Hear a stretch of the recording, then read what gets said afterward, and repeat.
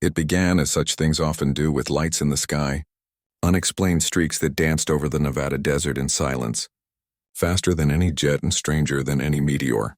And at first the watchers on the ground whispered of aliens, of invasions, of doom, for humanity had long suspected that the universe held other eyes watching us. But few were ready for what arrived that night, and fewer still for what followed. For when the objects descended not as weapons but as shattered vessels trailing smoke, their hulls torn, their signals broken with static, the world's governments scrambled jets, raised alert levels, and shouted warnings across secure channels, expecting the fulfillment of every science fiction nightmare. Yet when the first voices came through the static, they were not threats but pleas, trembling, cracked with exhaustion, saying, "Earth, help us, we have nowhere else left to run." And in that instant, the story of our species shifted, for the invaders were not conquerors but refugees, hunted across the stars, desperate and broken, carrying with them the ashes of worlds already lost.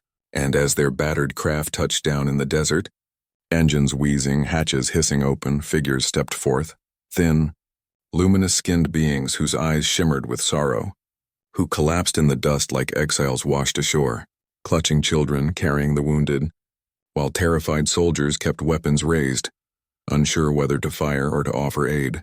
The world held its breath, waiting for its leaders to choose. And behind closed doors, governments argued.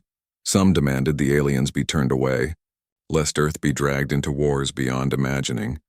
Others whispered of dissecting them for knowledge, of reverse engineering their craft, while a few brave voices insisted that morality demanded compassion. Yet even as the powerful debated, the ordinary people of Earth acted. Farmers drove trucks of water to the desert fences.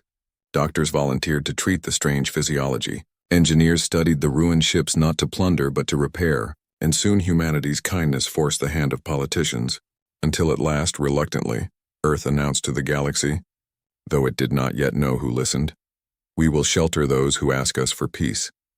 But shelter was not enough. For not long after, shadows followed, the hunters. They came as nightmares given form, vessels vast as cities, black as the void, bristling with weapons older than our species, and their first broadcast dripped with contempt. "Surrender our prey and your world may be spared." To the galactic powers watching from afar, the outcome was predetermined. Earth was a backwater death world, dangerous only to itself, untested against the scale of interstellar war, and surely it would fold, offering up the refugees to avoid annihilation. Yet the galaxy did not know humanity.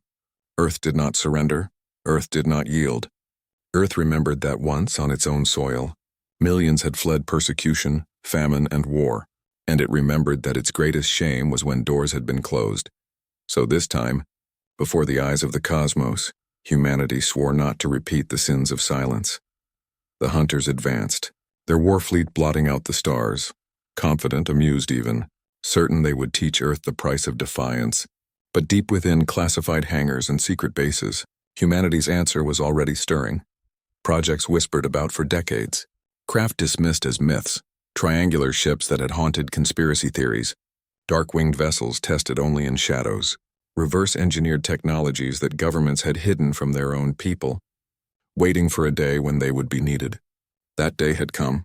From deserts and oceans, from hidden launch bays and orbital stations long disguised as satellites, rose the fleet Earth had sworn it did not possess, not vast in number but sharp in purpose.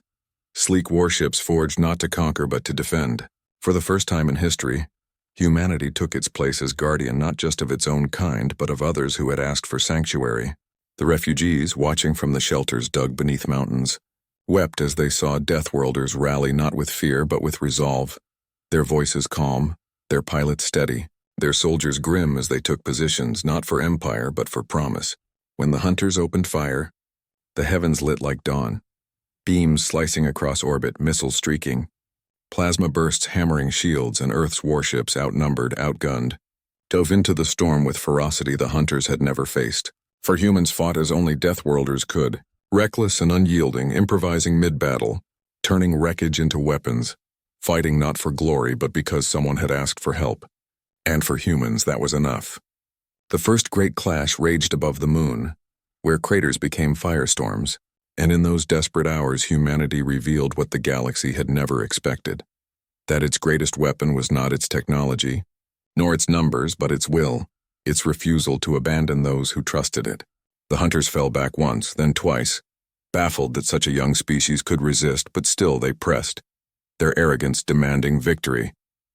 Yet Earth would not fall, and when the tide finally turned, when humanity drove the last hunter ship retreating into the dark, broken and smoldering, the galaxy witnessed a new truth: that the little blue world, long ignored, had risen as a shield none could break.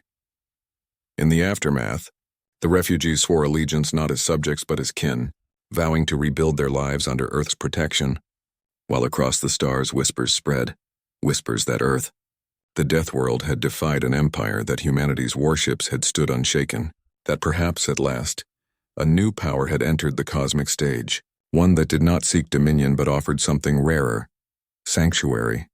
The hunters licked their wounds, plotting revenge, but they now knew the cost of underestimating Deathworlders, for humans, once stirred to defense, would fight to the last breath, and their legend had only begun. And so the story passed into rumor, then into song, then into warning. The night the UFOs landed, the night humanity chose compassion over fear, was the night Earth became more than a planet. It became a promise, a fortress for the lost, a shield for the stars, and those who would threaten it learned a terrible truth: that when the helpless cry for aid, humanity answers, and woe to those who mistake kindness for weakness.